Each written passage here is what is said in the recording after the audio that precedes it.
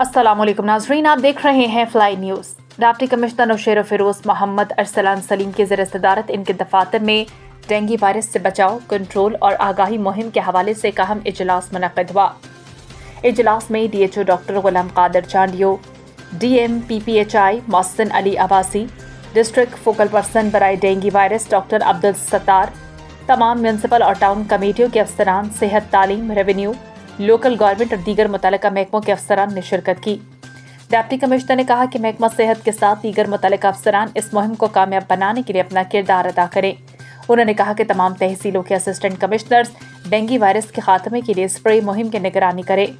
उन्होंने महकमा सेहत के अफसरान से स्प्रे मशीनों, अद्वियात और डेंगू टेस्ट किट्स की दस्तयाबी के बारे में दरियाफ्त किया।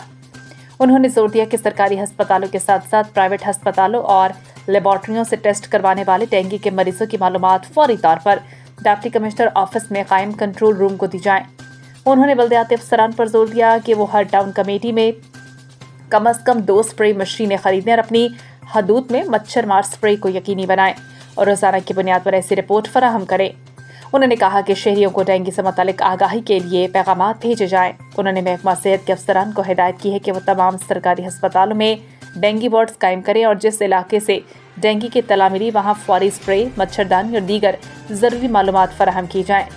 डिप्टी कमिश्नर ने कहा कि डेंगू से बचाव के लिए मच्छरों के लार्वा के खात्मे का अमल शुरू किया जाए। उन्होंने हिदायत की है कि इस मुहिम को संजीदगी से और हंगामी बुनियादों पर शुरू किया जाए।